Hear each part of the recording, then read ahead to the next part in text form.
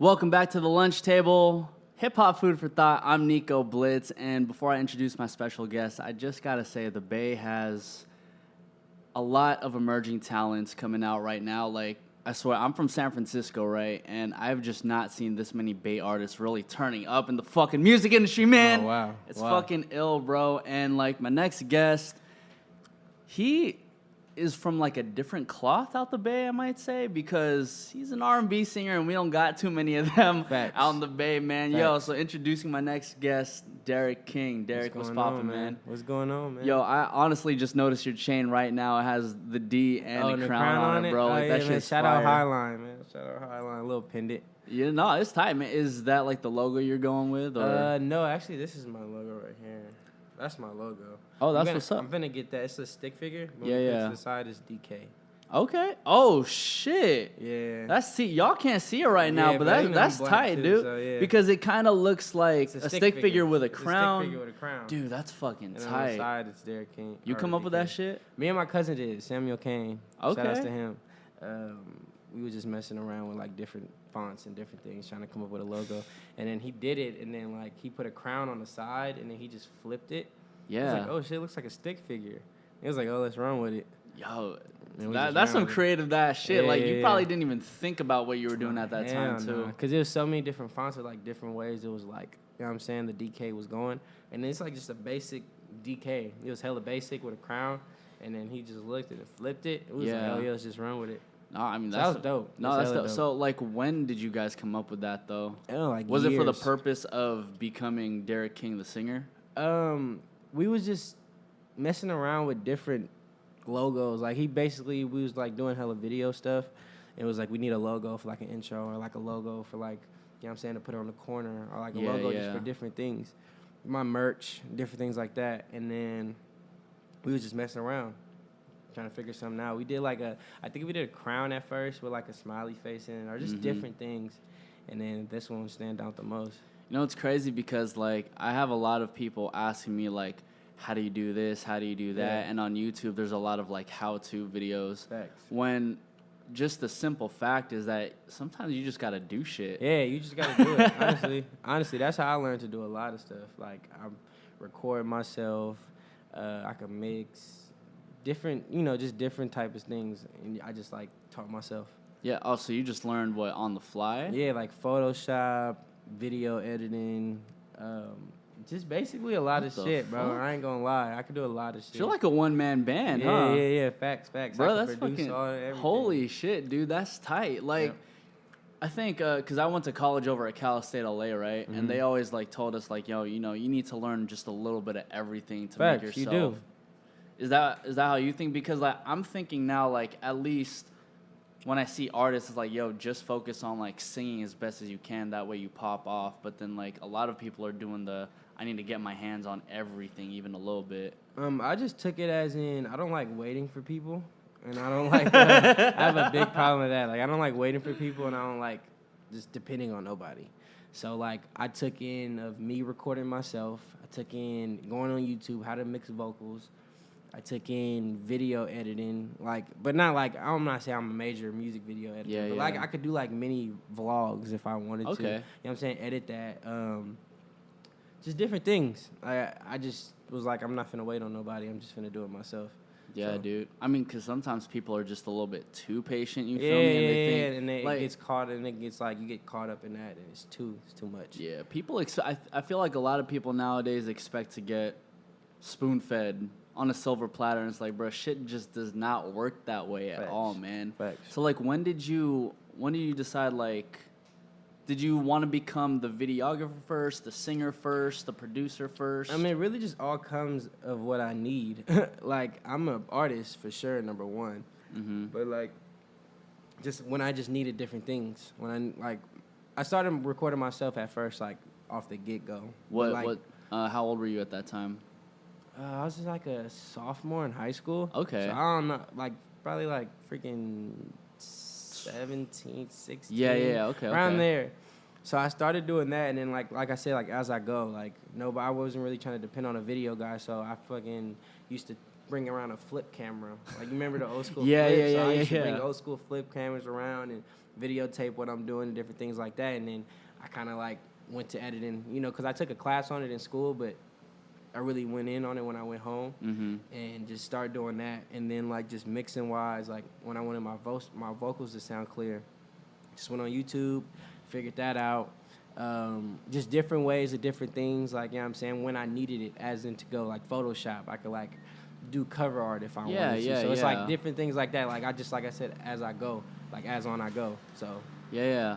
It's tight, dude. Like, I don't think a lot of people get that idea. Nah. I mean, not really, dude. Nah, probably not. But so then when did you start really creating music? When you were like 17 too? Around 16, 17, where I kind of like went in and started really doing it. Being from the Bay. Wait. What part of the Bay are you from though? Antioch.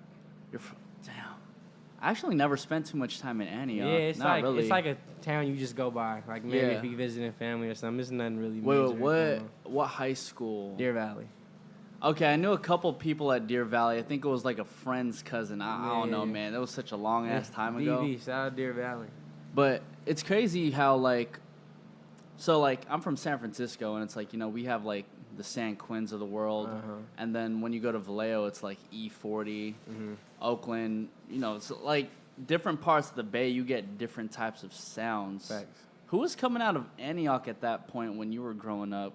Because I can't think of anybody off tops. Yeah, shout out to Young Kurt and Simba. Oh, Young Kurt's from. Oh, well, now shit. he's not from Antioch. He's from Pittsburgh, but he grew up in Antioch. Okay, cool. Just for his sound and, you know, I watched them growing up, kind of like, you know, around my neighborhood. Yeah. And they was doing their thing, so that kind of like inspired me to do music even more. But then other than that, really nobody besides them two. It was really nobody else. Young Kurt had the slaps back then too, bro. Young Kurt was a boy. Man, he had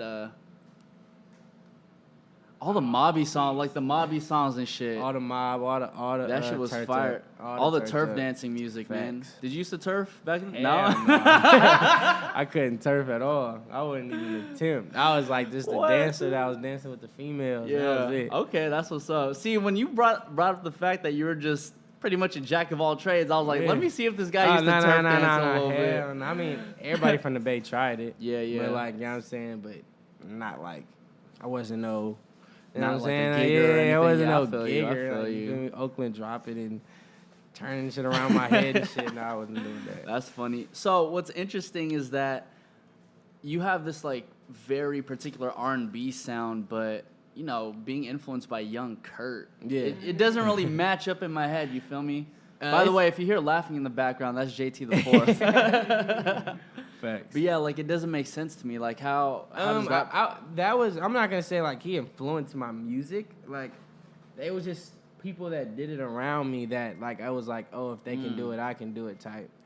But like musically influenced, like probably Chris Brown, you know what I'm saying? The greats, you know what I'm saying? I started out rapping at first. I didn't start out singing, I started out rapping. Yeah. So I started out as a rapper. Shout out to T. Kelly. He kind of like molded me and like, you know, trained me into like being a singer. Because I fought him at first. I didn't want to be a singer. I'm not even going to lie. How come you didn't want to be a singer though? I was rapping. And it was like, bro, and I really couldn't sing as well as, you know what I'm saying, he wanted to at first. Yeah, like it was hard to transition into that because that's what, you know what I'm saying, he's an R&B singer, so he was kind of like trying to bring me to a different path because nobody was doing it. Like, you feel me? Like you said, there was like really no R&B singers coming out the Bay at a young age at the time that I was. So he was just like, we just gonna switch it up, you know what I'm saying? He was trying to like do it slowly, like he was trying to slowly mold me into it, but I kind of knew what he was doing, and I was just like, and at a point I was like, fuck it, come on, let's just go all the way in with it. Yeah. Because females was liking it. And then females start liking it, and it's like, all right, it's all good. I'm finna just start fucking with it. So then after that, we just start rocking. Well, shit, I had that conversation with Simba not too long ago, and he was telling me the moment he realized, like, why the fuck am I going to make songs for dudes when you can make songs for women? Yeah, facts. You know what I mean? And it seems like you guys had a similar mindset on that. I mean, obviously, he's, like, way more rap, and you're way more R&B, though. Yeah. Facts. Yeah, dude. That's nuts, dude. So, like, I don't know, man. There's a couple R&B singers out the Bay right now. Like, is there any of these, like, newer cats that you're fucking with? Because I could think of, like, My boy Russ Kusan, for example. I haven't heard. Nah, he's like this Filipino dude now in like Hayward right now. I haven't heard. And nah, that's like the crazy part. Like, I really don't. It's kind of hard to like hear from new R&B artists out in the Bay. Like besides like shout out Raven Justice. Yeah. He's like R&B. You know what I'm saying, doing his thing out there. I really don't know nobody else really coming up. Like it's not coming at the top of my head. I mean, besides, like, you know what I'm saying, JT, but he does, like, melodic, or, you know, my boy, shout out Mayu, he does, like, it's just, like, that type is, like, melodic, like, you know, the young T.O.s and different things like that, but, like, as in real R&B, I don't know. I'm not really, nothing really pops into my head, no person right now as coming out the Bay, honestly. Do you think that you have an advantage by being just, like, one of those gems? Like in terms of like an R&B artist out the Bay? I feel like it played a big part with me just because like it was really nobody else that was doing it. Well, you know, the way I was. So I feel like I had like a kind of an advantage for sure. Yeah, dude. Because I feel like the R&B singers can go far as long as you... Facts. I mean, R&B is like, it kind of went out. It was kind of dead at a point. But I feel like it's coming back. You know what I'm saying? Not like the soulful R&B, but like, you know what I'm saying? Just like the cool. You know what I'm saying? Yeah. I feel like it's coming back.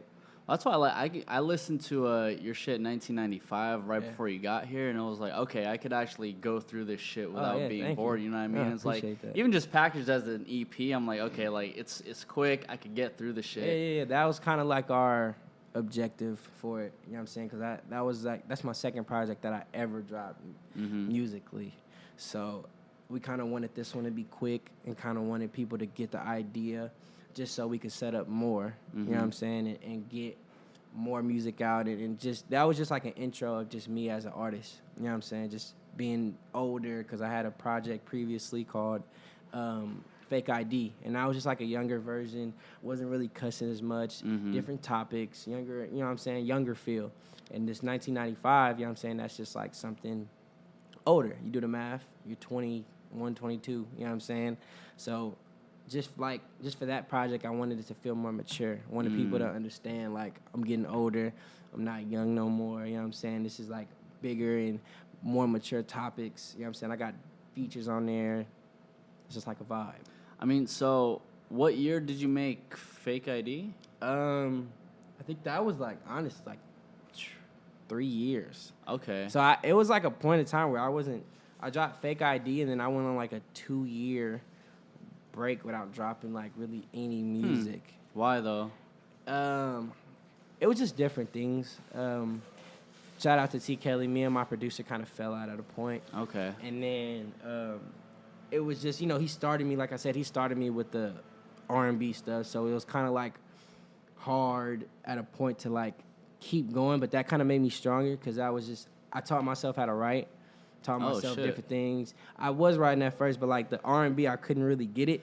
Yeah. So like he kind of like at first started and helped me out, and we was just going back and forth. But when he kind of like not threw me out, but like when we kind of like let go of each other and parted ways for a minute, I kind of like had time to like, I kind of had, you know, time to build myself as like an artist, as like a writer, and just different things like that, to be like way more independent. Yeah. Well, it's like when you first try to swim, you have a floaty, and then you're just like, fuck it, I just need to learn how to swim by myself. I just need to learn how to swim by myself. So I feel like that made me stronger as an artist, because now we good. He produced the whole 1995. Okay. So we came back way stronger, you know, coming with a whole different mindset on how we gonna approach it. So when we came like that, it was just like, you know what I'm saying? It was good magic, because I was like already doing my own thing writing. So like when we both start putting our heads together, because I was doing the younger shit, he's kind of like older on, you feel me? So he had more soulful, like that's how he is. So when we combined it, it was just like great music. I get you. You're really combining the old and the new to try to mix. Yeah. That's smart, bro. Yeah. So when we did that, it was just, you know what I'm saying, couldn't be touched. During that 2-year hiatus, did you ever feel like the music shit wasn't for you? Facts. I mean, there's points in time of your career where you just feel like nobody's really messing with you. You know what I'm saying? But it's just times you got to just really think, like, what you really here for.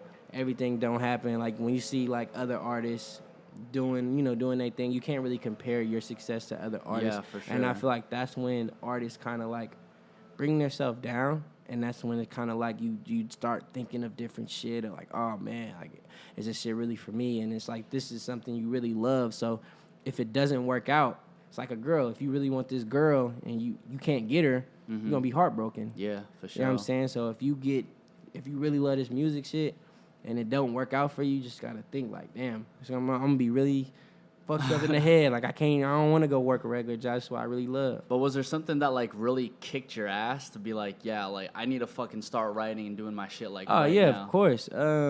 Just fans, just my supporters was just like hella supportive.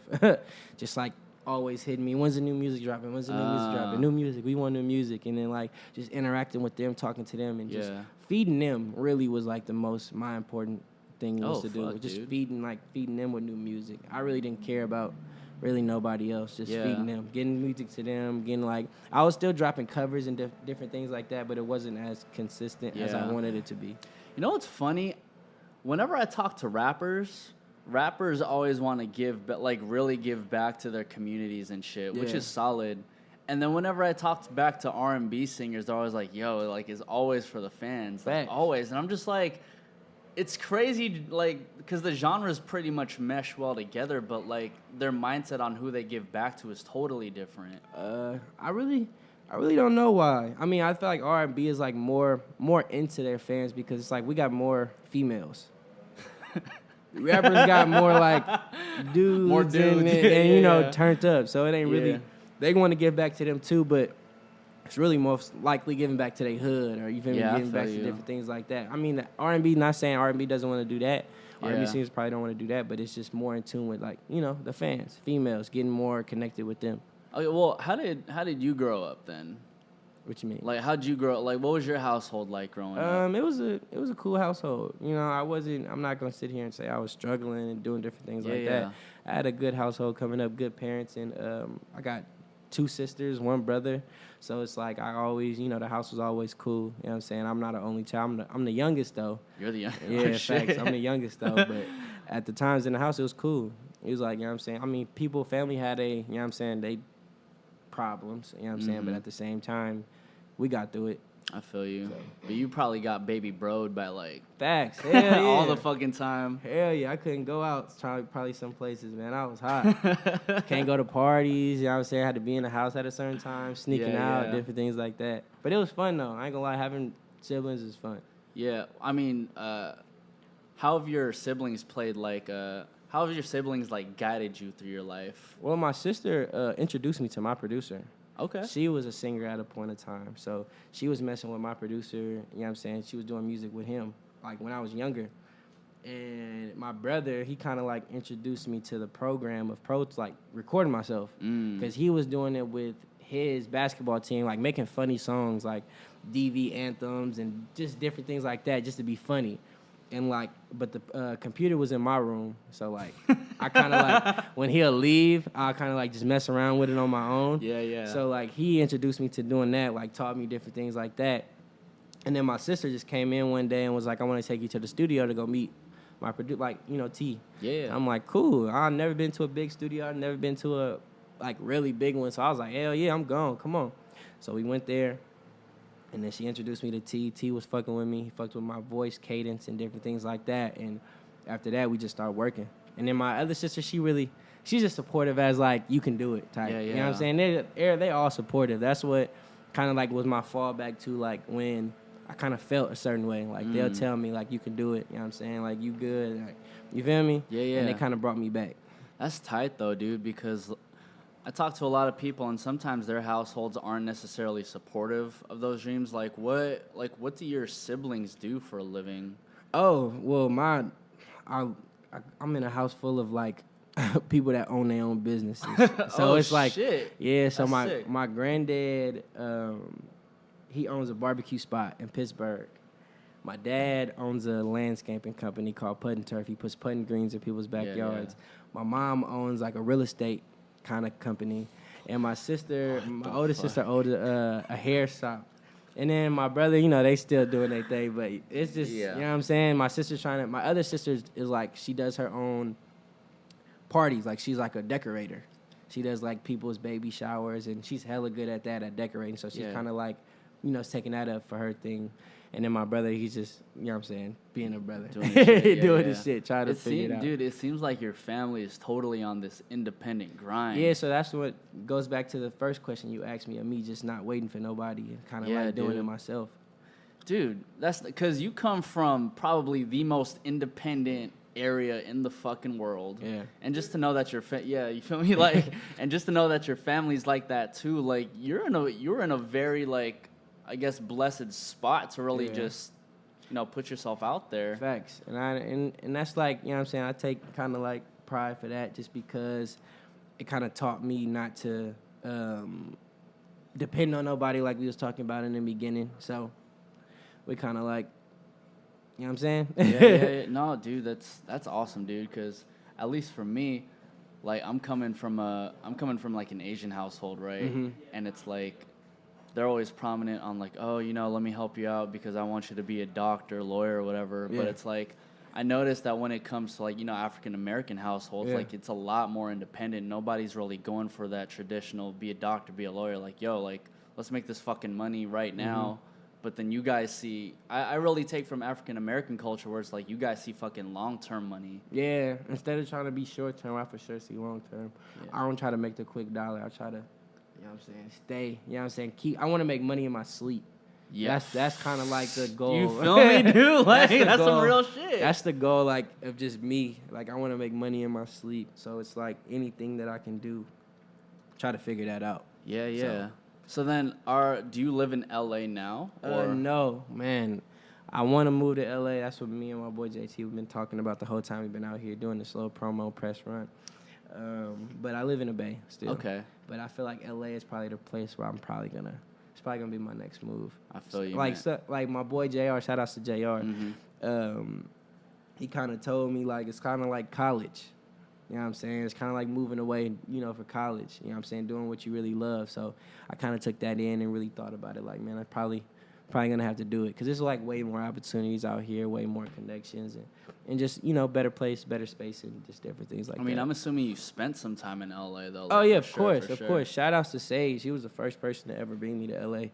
And, like, me coming with him and just going different places with him, it just opened my eyes about it, too. So... What have y'all done, like, during your time in LA, you and Sage?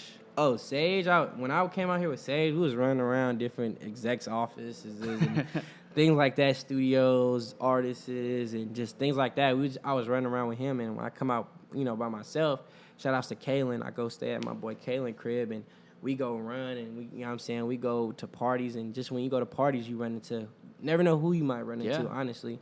So I met different people like that, and just being around, you know what I'm saying, it's just great. It's like in the Bay, you go to a party, you liable, you know what I'm saying, it might get shot up or something. It's like out here, it's just a good vibe, you know what I'm saying? So that's why, you know, I'm really thinking about kind of like making that big leap. You got to, bro, because even just like last night, I was over at like a EP release party, and at the same time, Lil Wayne was having his shit too. It was an album release party, and I'm like, I see my boys like post some photos. It was like him with Big Sean, him with Janae, and I'm just like, fuck. Yeah. That hurt. But yeah. But they don't have that shit in the Bay, you know? No, they don't have that. It's like the Bay is, if that happens in the Bay, it's like so private. It's private to where you might never even know it happened. Yeah. LA, it's like, you're going to hear about it like it's a party. You're going to hear about it. They're gonna send you the flyer out. Oh, you got an RSVP. You might have to get in a certain way, but you're hearing about it, and you're either going to get a shot to go. You feel me? But in the Bay, it's like, that's happening, ain't nobody talking. They kind of keeping it to themselves and not telling nobody. Yeah, it's kind of like, even though I love the independent grind of the Bay, like, sometimes it gets a little bit too independent where it's like, bro, like, I can help you. I can just show up and support you. You feel me? Facts. That's why it was interesting when you and I were talking about how you're having your 1995 EP party over here. I'm just like, yeah, it's pretty smart because you're at the same time you're exposing yourself to a new crowd. So people that don't even know that I dropped the project is probably like, oh, he released it. He's releasing the project, you know what I'm saying? Or just anything. So that's why I'm not really tripping, like just calling it that, even though I dropped it like a while ago. Yeah. So, but it's all good. It's just a new audience, people, you know, new people that's going to hear it, and that's just cool with me. Yeah, dude. So you have hella people on the project, man. Yeah, you have facts. hella people. Like, even I think aside from your first one, Yeah. you know what I mean? It's just you. Like, what made you want to put all those people on your project? It's just sounds like everybody that's on my project I have a great relationship with. It's just more than music. So every song that I heard or every song that I did, I heard, you know what I'm saying, somebody on it. Like, I reached out instantly because it was like an instant reaction. Like, I can hear this person. I can hear this person. Yeah. Instead of me being like, oh, I just want me, like, why not? You know what I'm saying? Like, why not reach out to people I know or, you know what I'm saying, my homies and just different things like that. So I heard their sound. Like, I heard people, you know what I'm saying, I heard them rapping. I heard, you know, different voices on different songs. So I just sent it out. And then they sent it back. So easy. Dude, so then how'd you, like, build those Here, let me pull up your shit on, like, Apple Music right quick, man, because there's a shit ton of names, bro. And, Thanks. yeah, bro, I mean, like I said, I was just really impressed off of your shit. Like, Thank I you. think, like, when Chris O'Bannon came, like, same thing I told him. Like, bro, like... Oh, yeah, he's dope. Shout out to Chris O'Bannon. It was like, okay, look, you had Rexx Life Raj on it, iAmSu, you got your boy JT the Fourth, Lul G and Nef the Pharaoh. It's crazy because, like, they all have extremely different sounds, but they blend well, like, with just fucking you, and it didn't make sense in my head. But I was like, bro, this shit's tight. Yeah. So that's what I said. Like, we just made different music. Shout out T. Kelly. We were just making different things, and when we got to the second verse, or when we got to really listening to the song, we just like, I can hear this person. I can hear this person. And as soon as we did that, I sent it out. So were you ever, like, in a studio with them when you were making the shit? Or you just... Oh, I was with, shout out Nef. I Okay. was with, when I was in the studio with Nef. But I made Clutch, and I kind of brought it to a session. Yeah. And I was just playing different records. And as soon as I put on Clutch, he said, load it in. So that was probably the only... Sue, too. I was in the studio with Sue. Yeah. But, like, it was different. It was like the song was already done. And I just told him to pull up to a session. And he kind of knocked it out just for me right there. Oh, shit. So, like, I record most of my stuff in my room. So they just pulled up to your room? No. I rented a session for Sue. I ain't gonna lie. I rented a session for Sue to grill because I can't just have like motherfuckers pulling up in your room. Yeah. But it's all good. But it's like my room's hella small. Do you still record in your room? Facts. My whole project was recorded in my room. That's some real shit. I fuck with that tough, dude. Yeah. Fuck I don't be in no fancy studio. I don't even have. I think that project I didn't even have headphones. It was just off the speakers and that's just a hella vibe. fun. That's all it was. And me and my producer was just going back and forth on different melodies and different ideas. While he's on the phone, like, he wasn't even with me. My producer was on the phone, like, as we're recording, like, oh, no, you should do this, do this. We was just going back and forth. It was a crazy process. I wish I could have had it on recording. I wish I could have recorded it, but I didn't have a camera. Oh, my, bro, that is the rawest. Yeah. That is the rawest shit I've ever heard in my fucking life when somebody recording. Yeah, it was mania. I'm not going to lie. It was a vibe. That's it. It wasn't no... Damn, it was just a mic, laptop, speakers. Bro, I'm like... I don't even know how I'm feeling right now. I'm just, like, so fucking wowed. Yeah. I feel like I should have really recorded that. It probably would have brought it in more. You should have. Oh, my God. I mean... Low-key, you could, like, recreate the shit, maybe. Yeah, no. Of course, low-key. You know what I'm saying? You could really, you know what I'm saying, recreate it. But it's a many process. It was a many process. And I feel like that's where I'm most comfortable at, honestly. The big studios is cool. I fuck with it. But just, like, I feel more hungrier and more, like, you know what I'm saying? Like, I need to get it. You feel me? Instead of, like, being in a big studio where I feel like, oh, I got all this shit. So then why did you feel like you needed to get an actual studio session for iAmSu? Oh, just because that point, you know what I'm saying, of I don't want to be in my room. It's kind of small. So it's like, I kind of want to just have him better in a better environment for him. You know, so it's kind of hot, gets hot in my room and different things like that. I can handle it. But I don't know, you feel me? I don't want to put everybody in that situation. Yeah, I feel you. You know what I'm saying? It's some sessions that me and Sue did at his crib for him that we was in his, like, living room type shit, and I just brought my setup. But, you know what I'm saying? I think just for the session with Sue, just for him pulling up, it was just like a quick, you know what I'm saying, knockout. I feel you. Probably didn't even cost too much. Nah, it was like, honestly, he comes in there and does it in like 30 minutes. Oh, shit. Okay. Like, he, like, comes in, knocks out the verse hella quick and done. Did you, so, you know, I grew up listening to iAmSu when I was God, how old? Probably like 18, something like that. Facts. And, you know, I had met him a couple times. I remember after the first time, I was like, oh, my God, like, you're so cool, da-da-da, we'll do it, right? Did you, like, when you first started working with Sue, did you ever feel some sort of, like, pressure, like, oh, fuck, I'm legit working with iAmSu right now? Of course. Sue's a legend. So, like, when I first worked with Sue, it was an honor. You know what I'm saying? It's still an honor to this day. But the first time you do get them butterflies, like, man, it's, you know, I'm moving. I'm kind of, because I grew up listening to Sue. You know what I'm saying? Sue was in the iPod. You know what I'm saying? Like, Sue was in the iPod. So when you're able to really work with people like that, because he's a great artist, like, his mind of thinking when he writes is crazy. He doesn't even write. He goes in the booth, honestly, and just freestyles. Oh, and then shit. punches everything. So it's like, he has a crazy writing skill. So, and even like that with Sage.